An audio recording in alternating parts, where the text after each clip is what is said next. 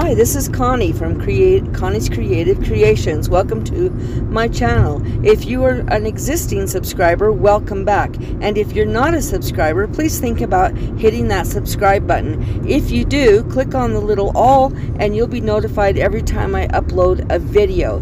And if not, that's okay. Also, don't forget to hit that thumbs up and give me a comment. I enjoy reading them and commenting back. Now, this is a challenge that is called What Would You Make? Let's get right into it, and I'll come back with some more information in just a minute. Okay, I took some fence posts a couple of weeks ago, and I ripped them, and these are the pieces that's left over. They're very thin, probably only 1/4 inch thin. This is the back side. I'll cut them all to 20 inches, and then I put 2 pieces on the sides that kind of make this like plaque. Well, I'm going to be using the other side, so we need to hook these together. Now, they are uneven and some of them are raised up, so instead of trying to hook each one together on the sides, I'm going to be using some shims that I purchased from Sutherland's, and I am just putting them on the back side to make sure that these are all connected. Now, I'm going to be using wood glue as well as hot glue.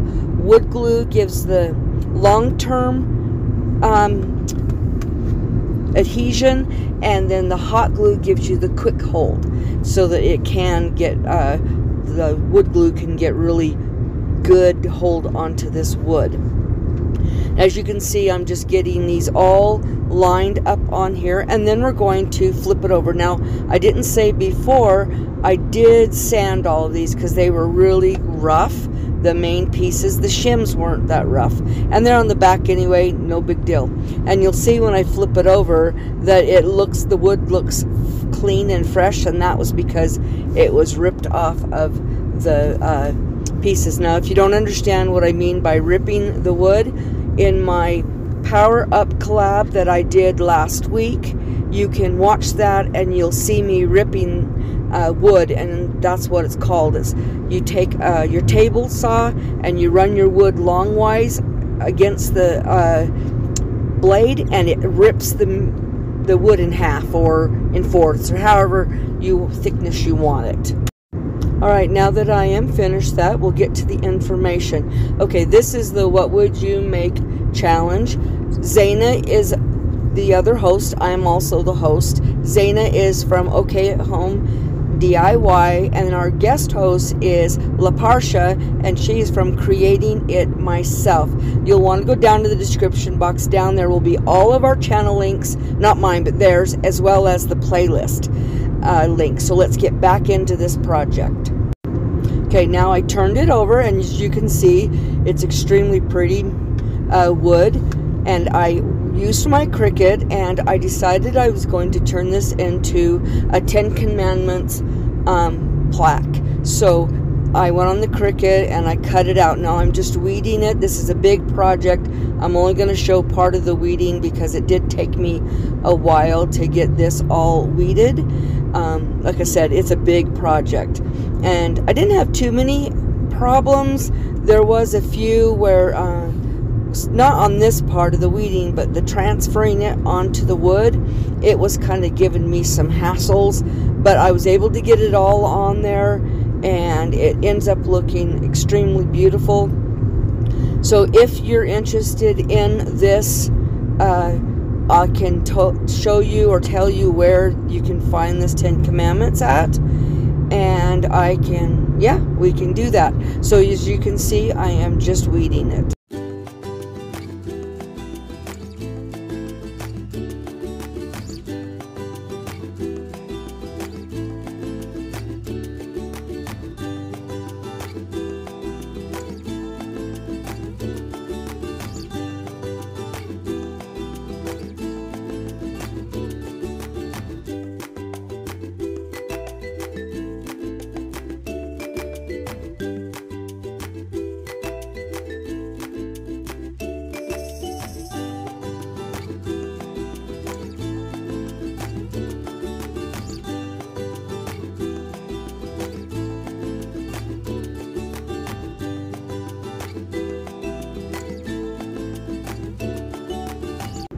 Now that I'm finishing up the editing, of course I had it on super fast speed. Let's get back to the sign. I am taking Persian gray from Waverly and I am painting the whole thing that color. And then, actually, yes, this is the Persian. Sorry, I have Persian gray and then I'm going to use elephant gray afterwards. But this one, I'm just going to do the Persian gray, completely cover it. I did use some hot glue on some of the knot holes to fill them up so that they wouldn't be dips. I was concerned with the Cricut vinyl not having a place to stick onto, so I made sure that those were filled up so that wasn't the case. Here I am just finishing all of that Persian gray. Actually, I think this is the elephant gray, and then the Persian gray is what I do after that. So yeah, whichever, one is one, one's the other. Yeah, this is the elephant gray, and then I'll do the Persian gray after that. Now, the elephant gray is Folk Art, and the Persian gray is Waverly. Those are both Plaid products. I'm a Plaid ambassador, and so I love to use all of their products as much as I can. So I'm just finishing this up. Then I'm going to use my heat gun, my Darcy heat gun, and I'm going to dry it. Then I'm taking this old chippy brush I've had for like 30 years, and now I'm using the darker gray and just kind of dirtying up the wood, aging it and making it look like it's really rough wood, which it is rough wood. And once I do that, then we're going to put the Cricut vinyl on of the 10 Commandments. I really love the way this wood is turning out.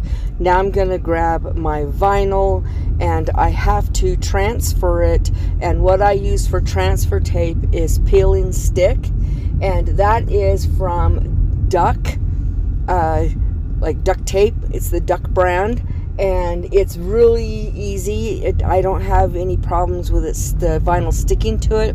I do defuzz it on my, like a pair of pants or material.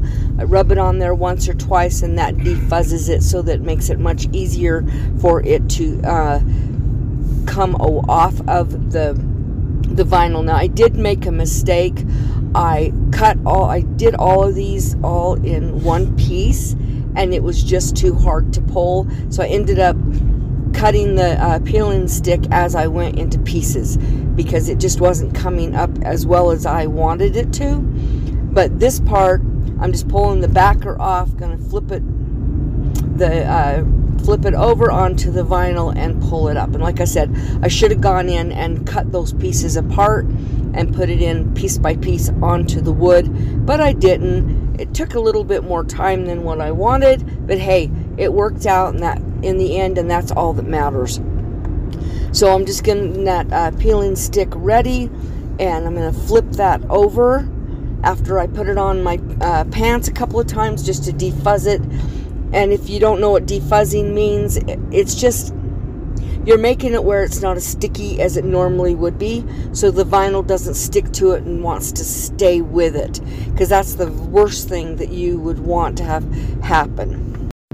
Okay, and when I do the peeling stick, I put it, like, hold it up so the center touches first, and then I lay it out, and that way I end up with hardly no air bubbles that is in it, because then that even makes your job much harder if there's air bubbles, because once you put it down, you really can't pull it back up.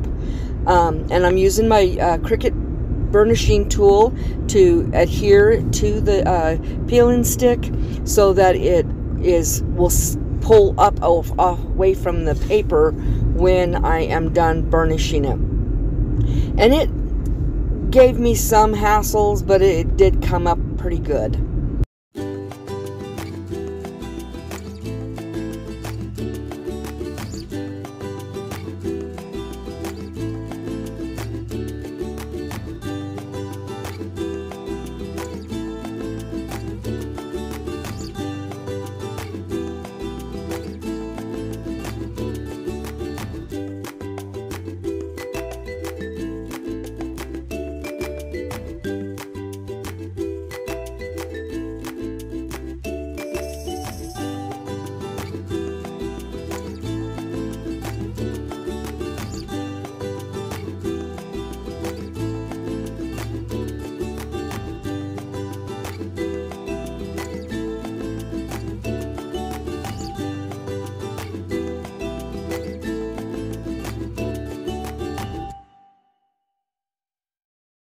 Okay, all the vinyl is down now, and I'm going to grab my matte Mod Podge, and I am going to completely cover this. The reason is because first, I didn't want any of this to peel. Second, I want a good adherence, especially with this very uneven wood, because it's not a flat surface. So you definitely want to give it a chance to stay on there, and this just seals everything down. Now, if there's little areas, like from one piece of wood to the next, there's a gap, I went ahead and snipped that and pushed it down so it is down, so there's not a gap where air, dirt, whatever can get in there to pull it up. So I'm just getting this all completely covered. It will not have any shine to it, and I didn't want it to, because I didn't want this wood shining. I want it to look old. So that is why I'm using the matte Mod Podge. And please don't forget to check out the description box. Down there will be everybody's links, as well as the playlist link. There is a lot of really talented crafters on there. You're going to want to check out all their videos. Definitely Zana, the other host, as well as myself, and LaParsha. She is an amazing crafter as well. You're definitely going to want to check out her channel. So please don't forget to go through and give us a like, leave us comments. It helps all of our channels immensely. Alright, as you saw, I took some nautical rope, the brown rope. I made knots, glued them onto the front, and now I'm using the nautical rope on the back. I'm using felt to cover it. It kind of helps with the adherence to the wood so that it won't come loose.